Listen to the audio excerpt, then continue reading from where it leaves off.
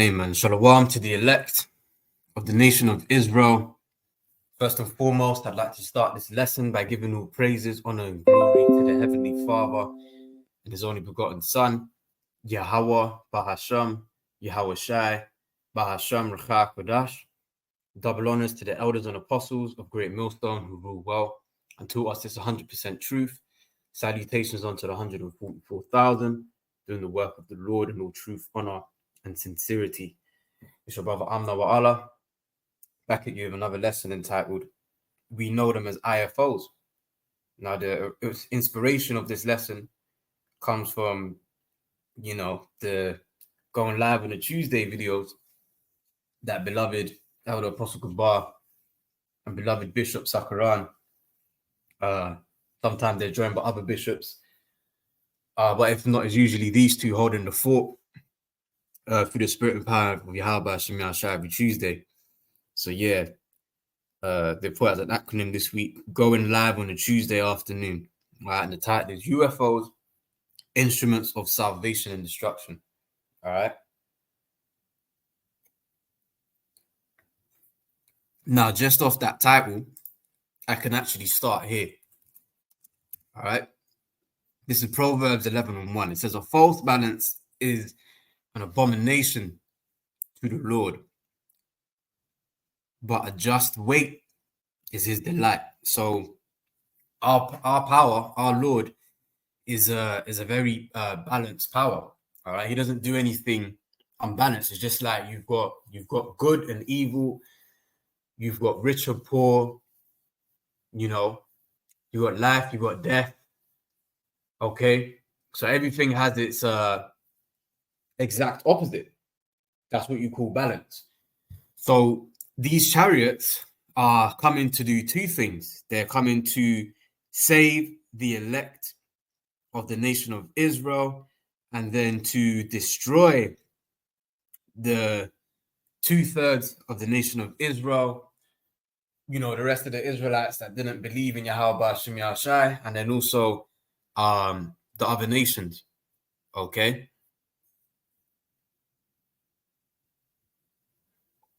So that's balance for you right there. Now, I'll be completely honest with you. Before I continue on, I actually did this video 2 days ago, man. On so-called Christmas Day, but it was more of a, I was actually in the car. I was on my way somewhere, and I was doing a video. So, I was flowing in the spirit, but of course there were certain precepts I brought out, which, to the best of my memory, I tried to, recoup. And then, of course, the Spirit has given me more utterance as well. The word of Yahweh Shemiyah Shai. But, what happened with that video is, I don't know how long I was going on for. It was a screen recording on my phone. And then when I finished it, I stopped the screen recording. It didn't save because I didn't have enough space on my phone. So all that work was gone. So I was just a bit pissed off, man. So, for the Spirit, I've been reignited to do the video again. I've got new utterance now. So, amen. Man's goings of the Lord anyway. So, leave it all to Yahweh Shemiyah Shai. Okay. So, yes, what I did was, I wanted to get up a little photo of a chariot, man. But I mean, some of these titles, they just grab me, man. And what we're gonna do is we're gonna go into this this article right here, about Joe Rogan and Trump. All right, but basically what's happening is that these heavenly vehicles are revealing themselves to the people, man. All right, they're basically taunting these devils, man. They're letting these devils know, like, hey, man, you're fucked, man. No matter which way you slice it, bro. Because Esau's trying to take control of the narrative, but these vehicles are just capable of doing things that's inhumanely possible, man. The way those vehicles can maneuver, the agility, how it can just stop dead in mid-air, and then just take off beyond like Mach 10 speed, which is very fast.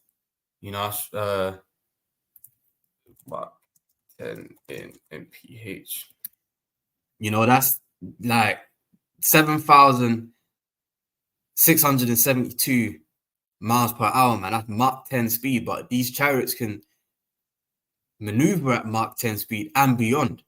So I mean, you know, when you're sitting in a fast car and the driver puts his foot down and you feel that torque, what happens? You know, if it's got a lot of, you know, a lot of horsepower and a lot of torque, especially that torque, man.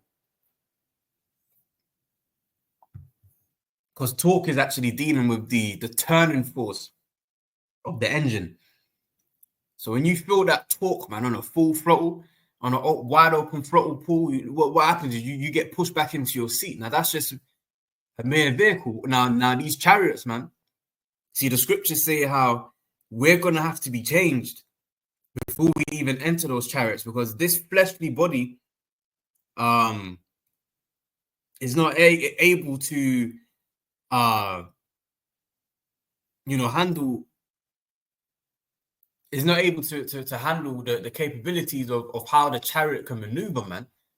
So before we can even enter into the chariots of salvation, we're going to have to be changed, man. So with that being said, Esau can't paint that lie of, oh yeah, you know, there are drones and, you know, wherever the case may be, because man can't even go in that. Because if a fleshly man was to be inside a chariot and you know, experience the way it can maneuver, he would probably just disintegrate, man. The flesh would not be able to handle it. Okay, you can't even stick your head out the window of a car moving at, let's say, 100 miles an hour plus without suffocating them. But somehow man can be in a chariot that be going faster than Mach 10 speed. Come on, bro. Esau's full of shit, man. So yeah, man, I was meant to look at images, but then all these interesting articles came up. So I grabbed this one here. So, you know, we're going to get into it, man. All right. It says, Joe Rogan revealed, and Salaki, you're just going to have to deal with that sound, man. You know, I like, look, man, even if I try to turn it off, it won't let me turn it off. So Salaki, man, is where it is. Joe Rogan reveals whether Trump will release government's UFO secrets, which, you see, they're saying UFO. It ain't a secret to us. These ain't unidentified to us. These are IFOs to us, identified flying objects, you know, because Esau, you know, what's some of their IFOs? The airplane, the helicopter, the weather balloon, rockets, you know, the satellites. Okay, those are some of their flying objects that they're able to identify. But then when it comes to the chariots of the Lord, chariots of Israel, they class them as UFOs, which really, Esau knows exactly what it is. The wicked elite of Esau, they know exactly what they are. But they don't want the world to know what they are. And they want to somehow, some way, control the narrative. This is Revelation chapter 1 and verse 3. It says, blessed is he that readeth, and they that hear the words of this prophecy, and keep the things which are written therein, for the time is at hand. Yeah, well, blessed is he that readeth, man, and I hear the words of this prophecy. But you have to read these scriptures and hear the words of these prophecies with understanding, man. Again, Salaki for the noise, man. Do that for now. Okay, you have to be able to read these scriptures with understanding. That's where the true power is at. Okay, because you know, any old nigga can pick out the Bible, man. You got, you know, the Bible is the most sold book, but the least understood. You got niggas that got Bibles at home. You know, they just keep it in the yard. It's just forever open on Psalms 91. It ain't never left Psalms 91. You know, you just got layers and layers and layers of dust on Psalms 91. You know, that's as far as a nigga takes it, man. All right. And keep those things which are written therein, for the time is at hand. The time is now. All right. Let's compound the scripture real quick. This is Habakkuk chapter 2 and verse 3. It says, "For the vision is yet for an appointed time, but at the end it shall speak and not lie. Though it tarry, wait for it, because it will surely come, it will not tarry." Yeah, that's right, man. So although it seems that it's taking ages, hey, Noah prophesied for 120 years, man. You know what I'm saying, man? And you know, the scriptures talk about how a day to the Lord is as 1,000 years to us. That's in 2 Peter 3 and 8. You know, so when you do the maths, man, really like an hour to the Lord, that's like 42 years to us. Okay.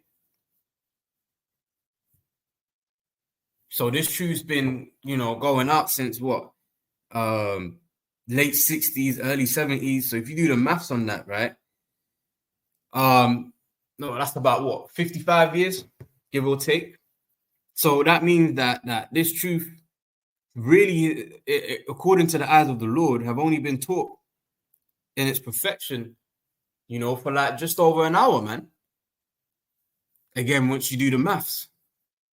So though it tarried, because, you know, according to the flesh, is like, oh man, it's been about 55 years since the truth landed road and we're still here. Again, no, with 120 years. All right. It says, though it tarry, though it delay, wait for it, because it will surely come. It will not tarry. That's right. You know, this is going to surely come to pass, man. And we're seeing it come to pass. So there's no doubt in our minds that salvation is on the table, man. Salvation and destruction of this wicked kingdom. Again, going into that balance, Proverbs 11 is on the table, man. All right. So back to Revelation chapter 1 and 3. It says, "Blessed is he that readeth, and they that hear the words of this prophecy." Because, you know, the scriptures talk about eyes that they shall not see and ears that they shall not hear. You know, you can break this down to a nigga in the world, man, and they still gonna look at you like you got 10 heads. You know, because why? The understanding isn't given to them. Okay, really, the only people walking this earth that have the 100% understanding of the scriptures are the elect of the nation of Israel, which really, you know, Lord willing, we're of the elect. The elect is our book. It's our basic instructions before leaving earth, because we're the only ones that are taking heed to it. Okay, it says, "And keep those things which are written therein." See, we keep these things in our hearts, man. You know, man, Archie are damn near walking Bibles, man. Just quoting precepts off the top of their head, man. You know, that's the spirit working, man. But you see, when we're in the kingdom, we're gonna know the Bible thoroughly, man. Like not even thoroughly, it completely. You know, like you ain't gonna have to open up a Bible and when you know that sometimes you might forget where it's quoted. So you go on the Google and you type in, you roughly paraphrase the verse, you put the KJV at the end, and you find it. Well, look, man, the scriptures say how the Most High shall write the law, which the law is the Bible, it's its whole entirety in our inward parts. So we're gonna have that true, full understanding of the scriptures, man. We're gonna be walking Bibles, man, and we're already receiving that gift partially now. Okay, the way you know. Arkham could just go live on YouTube or just hit record. Not even, you know, all they have is the title, and somehow manage to do a show, and the spirit is just giving utterance, man. See, that takes faith, man, to believe that the spirit just be working through Arkham, man. You know, and it really do be. Okay. So let's jump down now to verse 7. It says, "Behold, he cometh with clouds." Now, these clouds are not talking about, you know, like I'm looking outside my window right now. I see, you know, it's very cloudy. You know, oh yeah, the Lord is just going to come on a cloud. Yeah, those puffy things in the air. No, you see, the scriptures is written in metaphors, allegories, and it's very poetic, man. You know, like when the Lord says, "And I will stain all my raiment," the Lord ain't gonna have the blood of these wicked people out here just on his raiment, man, as he's destroying them. No, what that's getting into is the amount of killing, the amount of blood that's going to be shed, the amount of body that the Lord is going to drop. All right, he's metaphorically saying that he will stain all his raiment, but really that's not what's going to happen, man. But again, it's that poetic, you know, like when you listen to Jake rapping, man, You know, sad to say, even like with the drill music, man. You know, they be talking about selling drugs and killing people and fucking other niggas' wives, but they do it in a poetic way where it's like that's not exactly what they're saying, but by what they're saying, you understand that's what they're saying, if you get what I'm saying. Okay.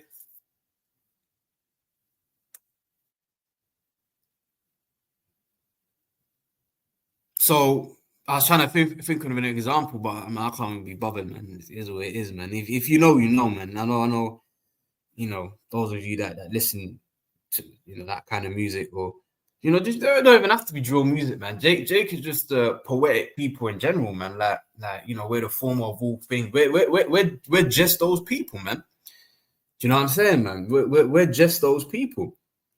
All right, we're the children of the Most High. Psalms 82 and 6.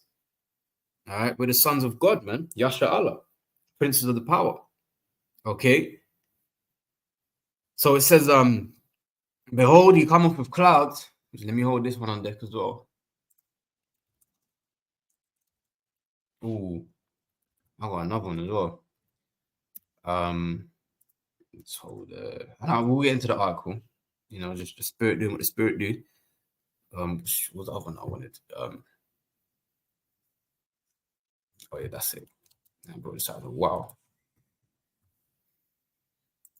Yeah. So continuing on in Revelation 1 and 7, and every eye shall see him. All right. So everyone's gonna see Yahweh Shai, the big mountain he's gonna be flying on, which is the chariot, and then the chariots, the angels, all right, that are gonna be with him. All right. It says, and they also which pierced him. Now that right there, this is why I love this precept, because there's so much in just one precept. This is going into reincarnation. Because Yahweh Shai was pierced, he was crucified over 2,000 years ago. You mean to tell me those that pierced him are walking the earth right now over 2,000 years old? No, man. The spirits are here in a new body, man. Okay. Scriptures talk about how you return onto the earth every third or fourth generation to receive your judgment, man. And here on earth is the place of judgment. Okay. I mean, when you other nations are in our kingdom, the Israelites are going to enforce judgment onto you, man. Okay, for your wicked doings. All right, that you either done in this life or in your former life, you're gonna pay for it, man. Just like it's not like that's just gonna start in our kingdom. That's what happens now. Okay, Zephaniah 3 and 5 talks about how every morning doth he bring his judgment to light, but the unjust knoweth no shame. So it's like you get a nigga that he might get run over by a bus, he might get stabbed and survive. List goes on. But it's not like after that he's gonna be like, you know what, man? You know what? I think that was a sign from God. I think that was judgment from the Most High. You know what? Maybe I should seek my power whilst I can, and you know, turn from my wickedness. You know, a nigga ain't gonna do that, man. You know, that's why it says the unjust knoweth no shame, because a nigga gonna, you know, what tends to happen is, you know, a nigga might get stabbed, he survives, and then a nigga gets proud. Okay, he thinks he's untouchable. A nigga think he's God. All right, and then the Most High might let him live for a little bit, and then really take him up, because why? The unjust knoweth no shame. Every morning doth he bring his judgment to light, man. But they're not sitting there thinking, oh, this is of the Lord. You know, it says, and all kindreds of the earth shall wail because of him. Even so, are man. Now the elect ain't gonna wail because of the Lord. Now the scriptures do say how the remnant were affrighted, but gave glory unto the power of heaven. That is correct. Okay, because I mean, we're still in this flesh. You know what I'm saying, man? Like, really, it is the spirit. The Lord is going to have to put a certain spirit on his elect to, you know, for the elect to make it through all the different calamities that, you know, they're going to have to go through, man. Because the scriptures say that the righteous are scarcely going to be saved, man. So, you know, Lord willing, of the elect, we're going to be saved by like the skin of our teeth, man. You know, it's gonna, for a long time, man. You know, it's gonna feel like we ain't gonna be saved, man, because like it's just gonna be so tight. You know, like you're just about making it. You know, that's in the scriptures, man. And if the righteous scarcely be saved, where shall the ungodly and the sinner appear? That's 1 Peter 4 and 18. So that's why when you read Revelation 12, right, or 11 and 13, I believe it is, it says, and the righteous, the remnant were affrighted, but gave glory to the power of heaven. Okay.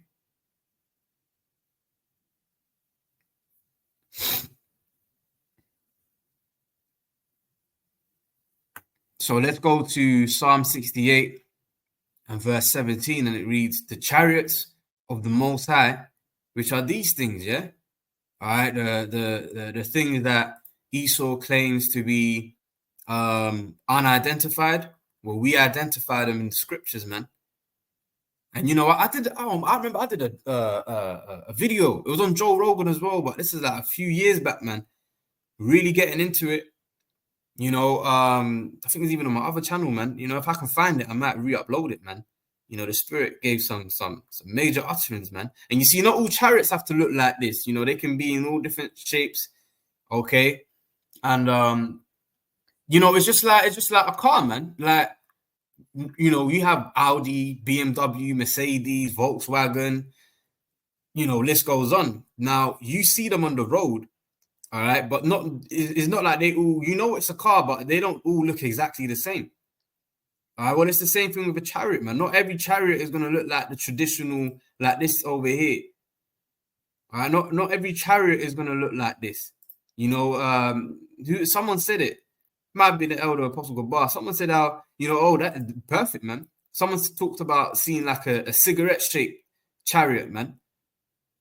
Do you know what I'm saying, man? So it's not always going to have that appearance of a wheel within a wheel. You know, they come in various different forms, man. Just like how your motor vehicle can come in. You know, you got SUV, you got mini SUVs, you got hatchbacks, saloons, or the Americans will know that as a sedan. You know, got a sedan. You know, you got the estate cars, or as Mercedes call them, the shooting brake, or BMW they call it the touring. You know, so these chariots, they vary in shapes and sizes, man. Just like how a car, which is like the carnal chariot, you know, they also come in different shapes and sizes. All right. So let's hold Psalm 68 and 17 again. It says, the chariots of the Most High are 20,000, even thousands of angels. The Lord, all right, Yahweh Shai, is among them as in Sinai in the holy place. Okay. So the Lord is among these angels. That's why when Revelation 1 and 7 takes place, you're going to have Yahweh Shai leading the charge, and then you're going to have the angels following behind him, man. All right. And these chariots are coming to do two things. To, again, going live on a Tuesday, man. They are the instruments of salvation and destruction. Okay. So let's prove that. So let's start with salvation. All right. So let me go to Revelation chapter 15. This is the first precept that came to mind. All right, a scene of heaven. All right. It says Revelation 15 and verse 1, and I saw another sign in heaven, great and marvelous, 7 angels having the 7 last plagues, for in them is filled up the wrath of the Most High. And I saw, as it were, a sea of glass mingled with fire, you know, because we're going to, you know, Lord willing of the elect, we're going to be in the chariot of the Lord, you know, above the firmament, you know, above that ozone layer, that protective layer around the earth. Okay, we're going to be above the firmament, looking down on earth, all right, predominantly Babylon the Great, America, okay, beholding it's their destruction, the reward for their wickedness, all right, and them that had gotten victory over the beast, which are the elect, and over his image, and over his mark, and over the number of his name, stand on the sea of glass, having the harps of the Most High. Okay, because we're going to be up in the chariot, beholding the destruction of Babylon the Great, singing praises unto Yahweh Ba'ashem Yahushai. Okay, because he had mercy on us and he saved us, and you know, he didn't forsake us, man. That's why it says in verse 3, and they sing the song of Moses, the servant of the Most High, and the song of the Lamb, saying, great and marvelous are thy works, Lord power almighty. Just and true are thy ways, thou King of saints. Okay, we're going to be rejoicing in that day, man. We're going to be praising Yahweh Hashem Yahshai, because you know that could have been us down in that fire, man. You know, but instead we're above the earth in the chariot in safety, beholding the reward of the wicked. All right, so now let's do of destruction. This is Isaiah 66 and verse 15. It says, for behold, the Lord will come with fire, and with his what? And with his chariots like a whirlwind, to render his anger with fury, and his rebuke with flames of fire. For by fire and by his sword will the Lord plead with all flesh, and the slain of the Lord shall be many. Okay, now let's compound that as well. It said the slain of the Lord shall be many, right? All right, let's hold 2 Esdras 8 and verse 1. And it says, and he answered me, saying, the Most High have made this world for many, but the world to come for few. Now, who are the few? The few is talking about the elect. Because let's face reality, man, there's going to be many more that's going to be destroyed than there is that's going to be saved. All right. So jumping down to verse 2, it says, I will tell thee a similitude, Esdras, as when thou askest the earth, it shall say unto thee, that it giveth much mold whereof earthen vessels are made, but little dust that gold cometh off. Even so is the course of this present world. There be many created, but few shall be saved. And who are those few? Once again, those the few are the elect of the nation of Israel, man. For many, it says there be many created, but few shall be saved, right? Okay, so we've just proved salvation and destruction right there, man. That, you know, again, going back to Proverbs 11 and 1, which we open up with, a false balance is an abomination to the Lord, man. But a just weight is his delight. So that's what you call the perfect balance. Another way the Lord deals with balance. You know, let's deal with let's quickly get it.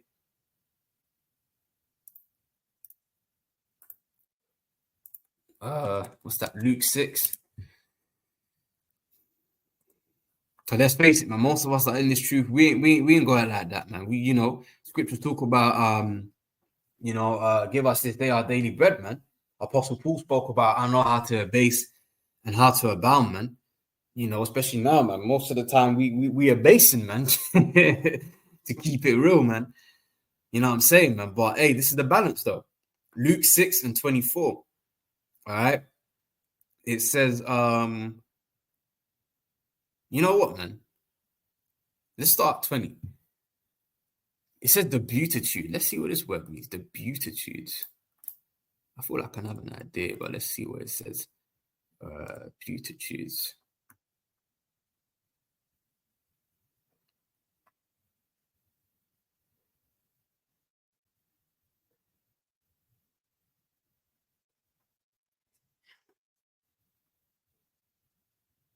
Okay.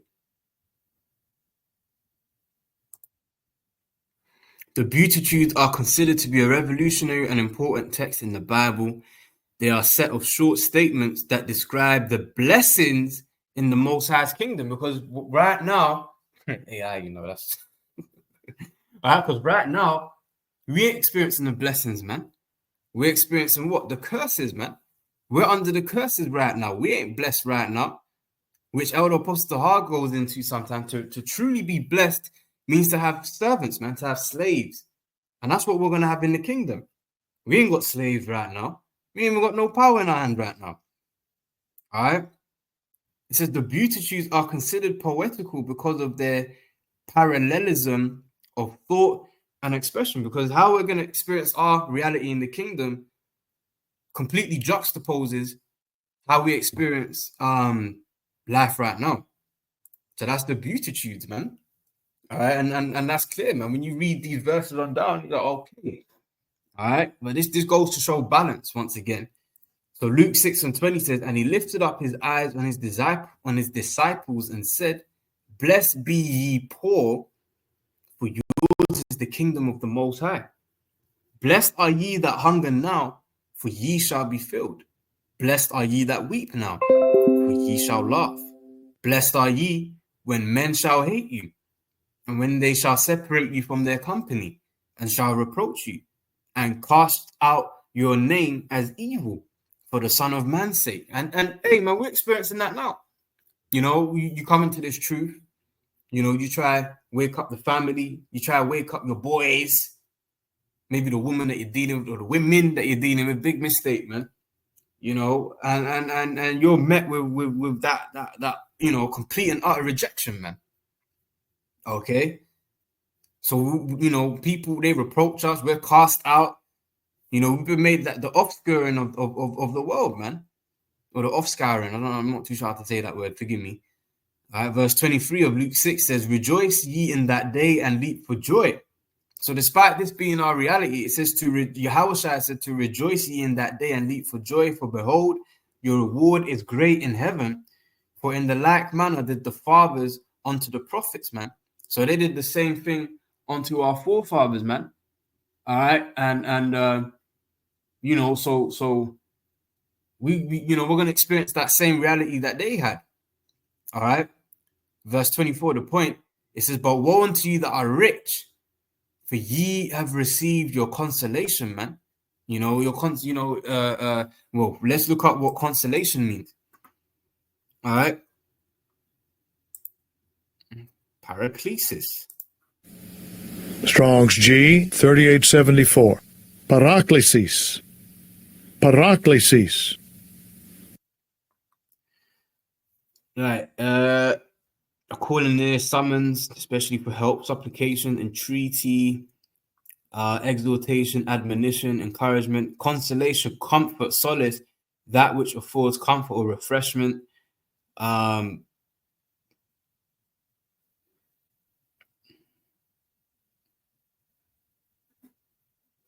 Comfort, solace, that which affords comfort or refreshment, man. Let's see what it says in the Google. There you go. The comfort received by a person after a loss or disappointment, man. So it's just like, you know, let me give you a practical example. Let's say you have health insurance, all right, and then you die. And then now, because you die, your family inherit, I don't know, £75,000. That £75,000 will serve as the consolation. Now, that's the comfort received by a person after a loss or disappointment, man. So it's like, you know, Jake, you know, been through the hardcore slavery, grew up in the ghettos and this, that, you know, and then, you know, they might sell out to Esau. You know, a nigga will literally sell his ass, man. Sell out to Esau, you know, sign that dotted line and become rich, and then that will be their consolation. But woe means destruction. So for those Jakes that, you know, tick that box, you know, you're in for a world of calamities, man, when Yahushua returns, all right, with them IFOs, all right, because we know exactly what they are, man. All right, so I believe, you know, at this point we can get into this article, man. But if you just bear with me, I'm gonna pause it. I'm just gonna make up. So if you just bear. Okay, so we're back now. All right. Make sure it's still back. Cool. Yeah. Again, just excuse that sound, man. I can't really get rid of it. Joe Rogan reveals whether Trump will release government's UFO secrets, right? Fair use. You know, I profiting off this video. No, I'm playing this video I'm about to play to make money, man. I don't make money off any of these videos that, you know, I do. So, yeah, man. Let's play it. What advice would you give the president? It could have been any president at the time. And he said, don't be afraid of tarnishing your legacy by addressing this issue head on. And I hope that Biden gets to see that. And I really hope that President-elect Donald Trump gets to see that. People are ready Salakia. Just a bit choppy. For the truth, they've had enough of the lying. Hold on a minute. He said people are ready for the truth. They've had enough of the lying. Right? This is 2nd Ezra 6 and verse 27. It says, for evil shall be put out and deceit shall be quenched. You know, people ain't going to be buying into the narrative of, oh yeah, it's drones. Oh yeah, it's you know, a weather balloon, or oh yeah, it's from Iran, or America actually has this technology, or all of that bullshit, man. Or oh yeah, it's little green men from Mars. You know, which, to be honest, man, as I always say, you know, the reality of the angels looking at so-called black men with big afros, big beards, strong masculine frame and presence, that's going to be a lot more scarier than it being little green men from Mars, man. You know, because I mean, as it is, you know, the people out there, they're scared of Jake, man. You know, when they see a big Judite, you don't have to be a Judite, any of the 12 tribes, but just, you know, stereotypically be the Judite, man. To see a big Judite, man, you know, they might, you know, he even might just cross the street, man. That nigga might just cross the street. You know what I'm saying, man? But when you think about it, man, why do they do that, man? Because you know, you don't necessarily get that same effect when you see a big Edomite dude. You know, because innately they know that the gods, man, and the Most High God, right? If he was to come down and look like a man, right, he would look like a tall, dark-skinned man, bearded man, big afro, from, you know, from a strong masculine frame from the tribe of Judah, man. So innately within their spirit, they know like this is the image of God right here. And then they, you know, you mix that with the innumerable capabilities Israelites have, the strength, the dominance, you name it, man. You know, they're crossing the street, man. They're like, I don't need that kind of trouble. Do you know what I'm saying, man? All right. Just give me a second.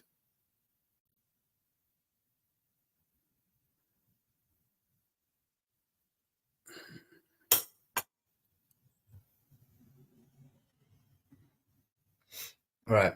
Verse 28. It says, as for faith, it shall flourish. Corruption shall be overcome. And how is faith flourishing and corruption being overcome? By way of this truth coming out, man. Because we're you know, we come into this truth and we learn that there is a power in heaven. And furthermore, that power in heaven is our power. The power of all powers. The King of Kings, the Lord of Lords. All right. It says corruption shall be overcome. This wicked, decrepit way of living, man, is being overcome by way of this truth. You know, you ain't gonna have, you know, there's gonna be sin in our kingdom, you know, because these other nations ain't gonna be changed like the Israelites. They're not gonna have the law written in our inward parts. But that's where the fun comes in, because, you know, the Lord delights in mercy, but he also delights in judgment. We're gonna be in the, you know, our spirits are going to be succinct with the Lord's agenda. So we ain't going to have a problem with that, man. You know, you got some Jake that are just so soft. They become so docile on this side. And the thought of them taking the Edomite's head off is like, oh no, but surely there must be another way. There ain't no fucking other way, man. All right, what did Yahweh Shai say?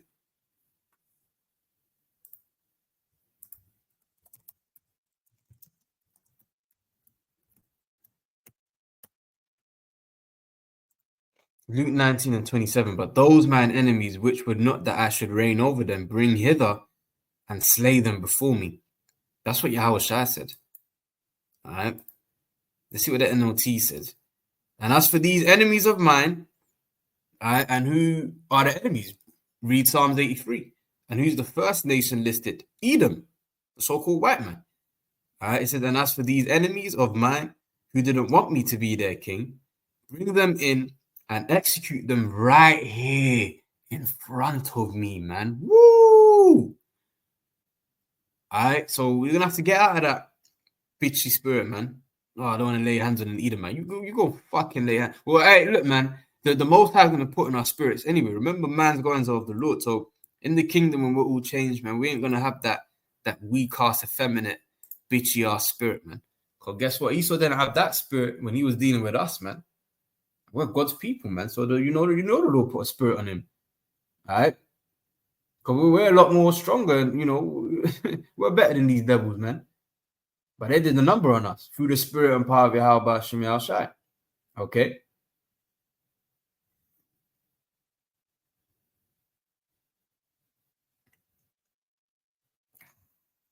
Ooh, it's nice and hot.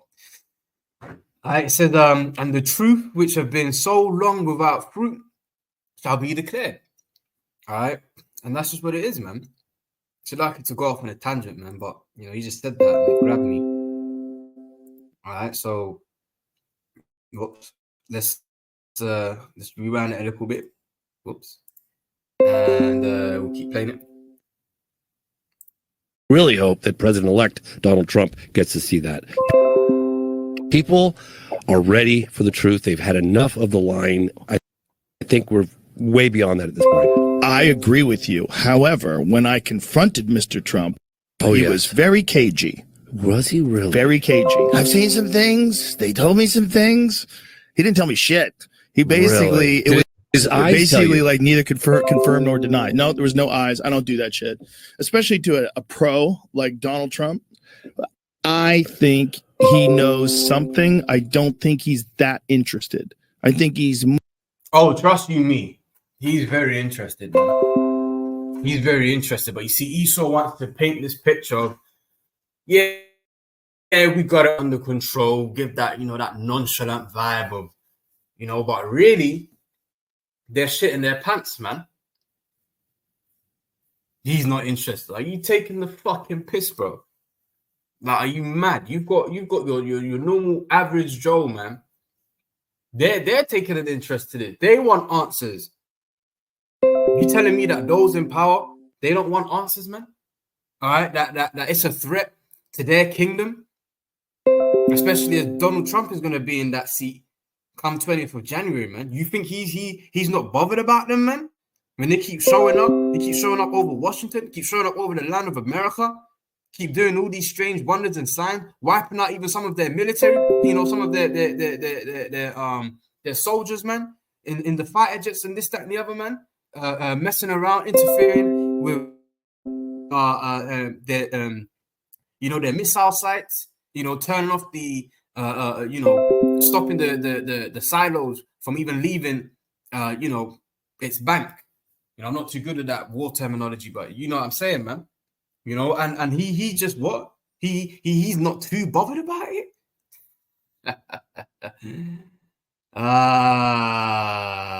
That's a nice one, man. That's a nice one, man. That is a nice one, man. Let me let it play on. I want to say more, but and I want to bring up police up. Let me just let the video play, man. More interest. I think he's a sort of a no nonsense type of guy. This is why you kind of have to be managing multiple businesses simultaneously, right? Yeah. He's always done that his whole career, right? Yeah. Managed being on The Apprentice while running these golf courses, while having these buildings, apartment buildings, hotels. He's constantly doing something, right? Yeah. So while he's doing all that, and he's playing golf, while he's doing all that, there's no time for fucking aliens, man. There's no time for nonsense. There's no time for sitting around with your buddies, you know, smoking a cigar, going, "What do you think, man? I mean, if I was them, man, I would do what they're doing." No, I wouldn't even. There's no time for that nonsense talk. That guy's got businesses. Yeah, but it's not nonsense, though, man. And Joe Rogan knows it. That's why he keeps Rogan himself. He keeps bringing up these chariots, man. You know, as I said, I did a video like I don't know, it must have been like 2 years ago now, off a Joe Rogan podcast again, and he was going into the chariots, man. So trust me, that he's bothered, man. Because why? That's the curse that got off thereof, man. All right, so let's get 2 Maccabees 5. You know, and Romans 15:4 says what? The things that are written aforetime are written for our learning, man. And this is to show that, trust me, Trump, he's bothered, man. He's shitting his pants. All these devils, all the heathens are. All right, because why? The scriptures tell us how the heathen are dismayed at the signs of heaven. We're not dismayed at the signs of heaven. All right. 2 Maccabees 5:1. About the same time, Antiochus prepared his second voyage into Egypt.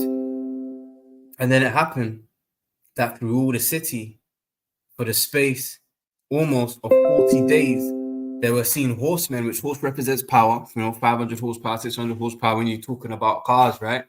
The more horsepower, the more powerful it is, running in the air in cloth of gold and armed with lances like a band of soldiers, and troops of horsemen in array, encountering and running one against another. So they were darting back and forth, lights coming off them, man, moving at great speeds, man, with shaking of shields, a multitude of pikes and drawing of swords and casting of darts, man. They were letting out, they were spewing the darting out that laser beam, man. Probably had the tractor beam going off, just doing all kind of things, man.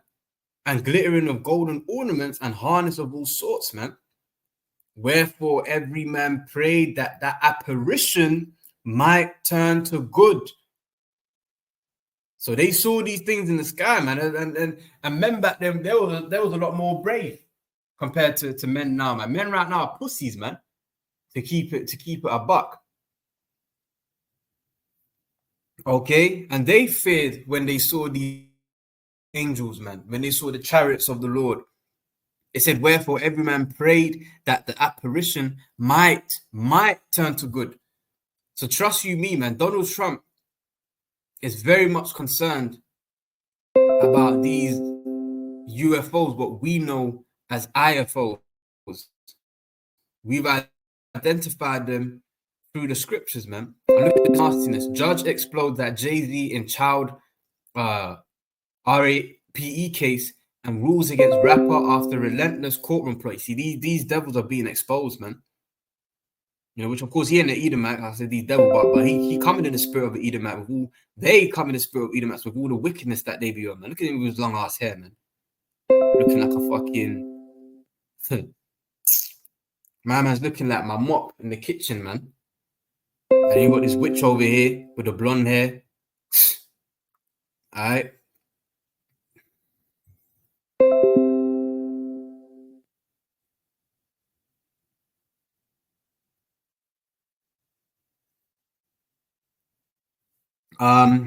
We'll read some of this. It says Joe Rogan revealed whether or not Trump will release classified information on IFOs when he becomes president.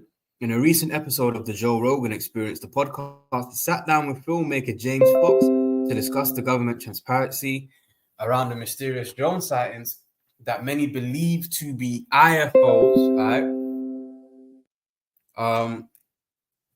Concentrated in New Jersey and New York. These are IFOs, okay? Rogan is not optimistic that Trump will be any more open than President Joe Biden has been about UFOs, and is unsure if he will release any classified documents about them. All right, because really what Esau wants to do again is to take control of the narrative, man. They don't want to. I remember Esau, I've heard about this thing called Project Bluebeam, man. They're going to try and fake the alien invasion. That's on the cards, man. Have white man Jesus with his arms out, put a massive hologram there for everyone to see, and then fake the invasion. Because Esau, again, he wants to be the Most High. He wants to be the one that everyone runs to for answers, whilst he's giving you the truth in drip form, in dribs and drabs, okay, or giving you half truths, which ultimately is a lie. All right. He says, when I confronted Mr. Trump, he was very cagey. He didn't tell me shit. Well, we basically read this. I mean, we watched the video and it was quoting the same thing, man.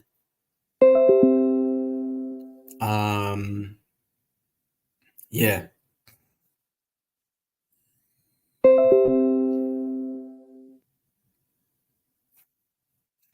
It's referencing a statement Trump made about the government's knowledge of the drone sightings. Rogan said, when you think of the capabilities of the United States military, it doesn't make any sense. They can't figure out what's going on. Well, they can and have figured out what's going on, but they are hoping that the people won't figure out what's going on. But through the prophets being out on the highways and the byways and being on, the internet, man, people are finding out what exactly is going on. All right. Not just the government. The government is trying to keep it classified. You know, trying to do damage control the narrative. Have everyone just crawl under that little rock. All right. It says, I think what Trump said is probably correct, that the government knows, they know what's happening and they don't want to tell the people, which is correct. On December 16, Trump said at a press conference that the government knows what is happening regarding the drones. Look, our military knows where they took off from. If it's a garage, they can go right into that garage. They know where it came from and where it went. Well, okay, okay. Well, the garage is in the heavens now. So now you go meet them in the heavens then, and Esau, man.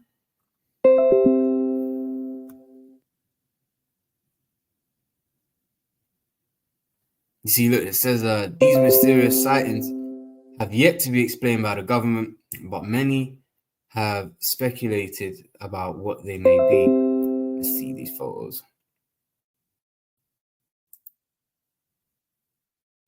Okay, no, photos gonna. Okay, yep.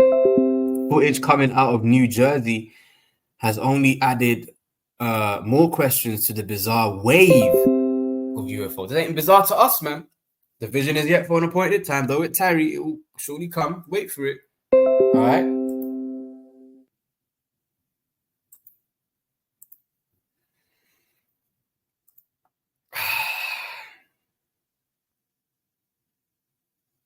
And for some reason, they don't want to comment. And I think they'd be better off saying what it is. But he's the forger of lies, the physician of no value, man. So they don't want to come out with the truth. He's not meant to be, you know, a truth sayer. That's not what Esau was designed for, man. It says in Psalms 58:3 that the wicked are estranged from the womb, speaking lies, man. That's what they're about. That's the white man for you. Esau, Edom, the devil that the Bible speaks of.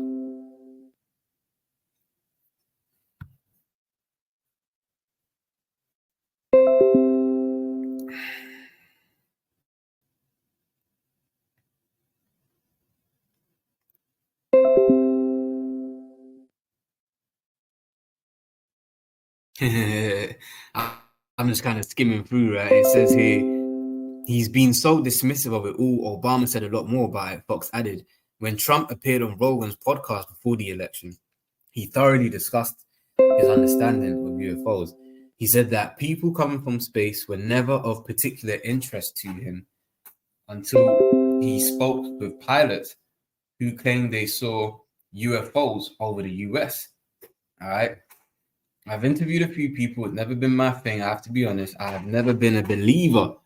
Trump said, well, guess what? Everyone's going to be a believer in that day. All right. And again, you know, Trump is just trying to do the whole, you know, save face, man. Just trying to put on that brave face. But really, these devils are shit in their pants, man. We just read in 2 Maccabees 5, man, that they hope that the apparition will turn to their good.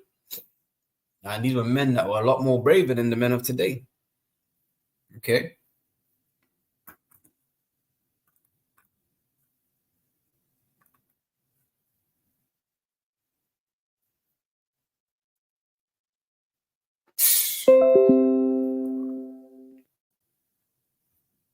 So I interview jet pilots that say they saw something. If you saw them, you'd love to have them on your show.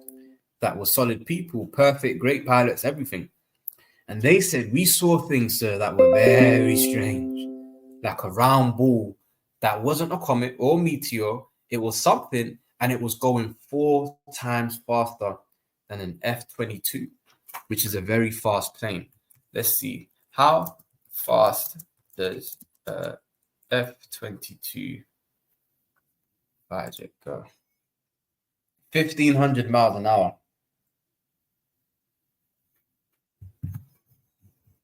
Which is fast. Reaching Mach 1. But I was talking about what Mach 10 speed, which is that. What was that? That's like 7,000 miles an hour, man. You know what I'm saying? Like, that's the speed of sound, actually. And these chariots. So it said they were traveling 4 times faster, man, than a F-22. So that would be 6,000 miles an hour, man. So you're talking like probably like Mach 9, 10, something like just under Mach 10 speed. You know, that's crazy, man. Let's see. Let's do.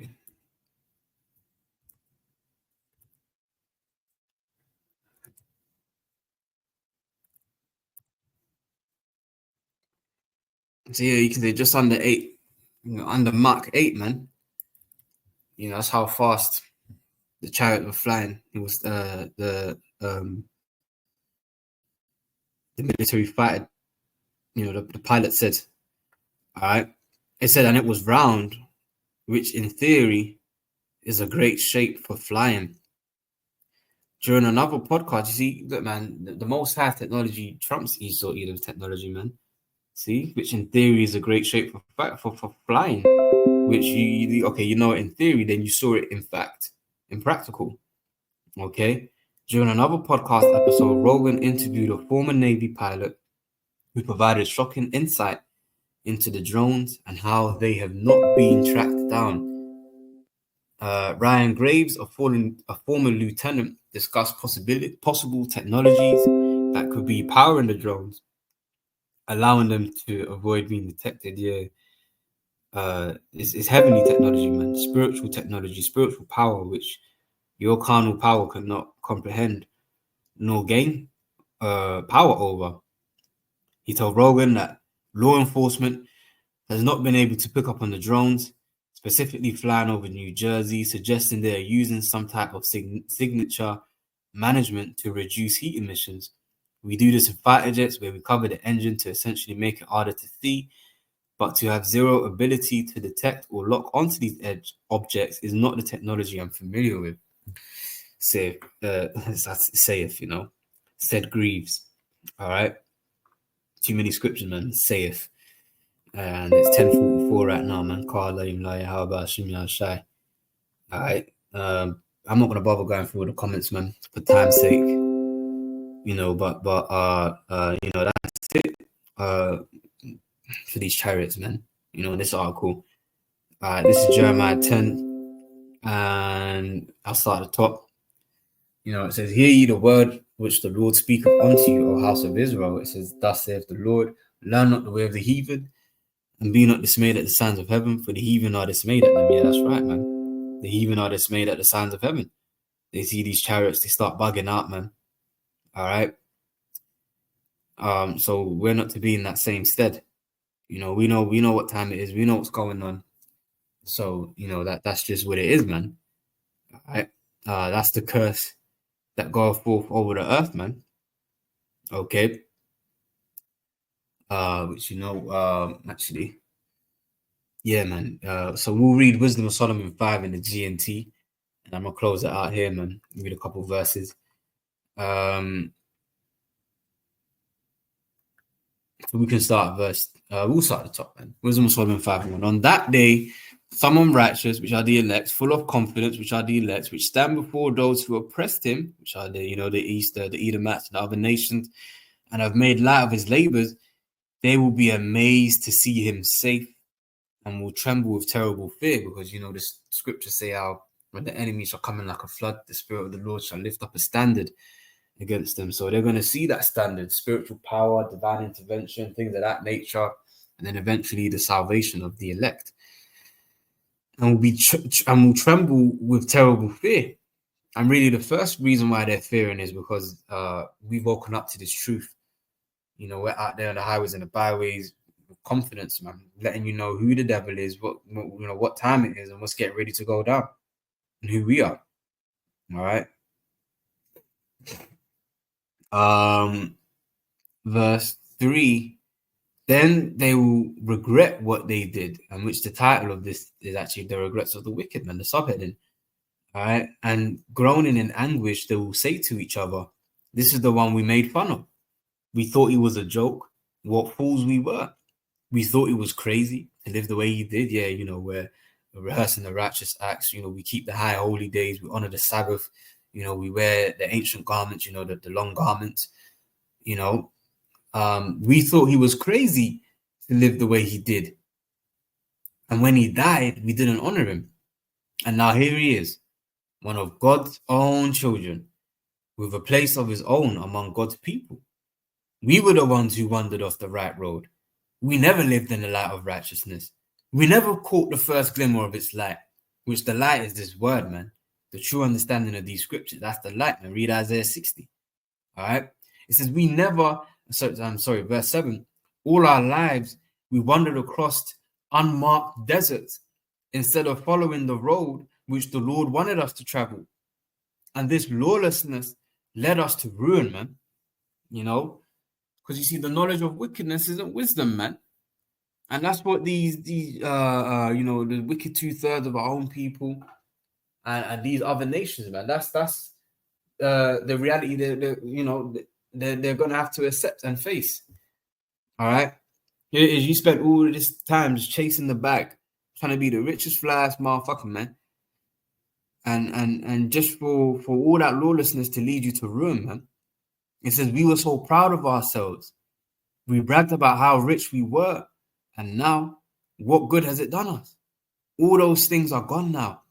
They've disappeared like a shadow, like something you hear and then forget. All right. So, see, that's why, man. The scriptures say, what shall a man gain if he gains the whole world but loseth his soul, man? Because when it comes to the grand scheme of things, in the end, really, you ain't going to benefit anything, man. You're going to be through when these things start happening, man. When the salvation of the elect starts taking place. When the elect are getting beamed up into safety. All right? All of it is going to be for nothing, man. But the point is, we know exactly what those vehicles are and who's maneuvering those vehicles. Our forefathers had more understanding than we did today. Where do you think Swing Low Speed Chariot came from, man? Coming forth to carry me home. Man was on a cotton field seeing chariots, man. Chariots have always been there since the beginning of time, and you can look at ancient art and you'll see a chariot in the corner, or the top corner of the painting, man. What was it? Christopher Columbus. He knew it as what, St. Elmo's fire. When they was taking us to the Americas, man. They didn't know how to get there. They may have had an idea, but really it was a chariot which they called St. Elmo's fire that led them to the Americas, man. The same way when we during the Exodus of the Egyptians, man, there was a chariot that was leading the way, man. That was what, a pillar of fire at night, and I forgot the other one by day, man. But yeah, that's just the point, man. We know them as IFOs. We know exactly what's happening, and we're not dismayed at the signs of heaven, man. We rejoice when we see these chariot sightings, man. And when we see you people bugging up, man, we rejoice at that, man. All right. So yeah, I'm gonna wrap it up here, man. I pray, Lord willing, this lesson has been edifying. And until the next time, I say shalom.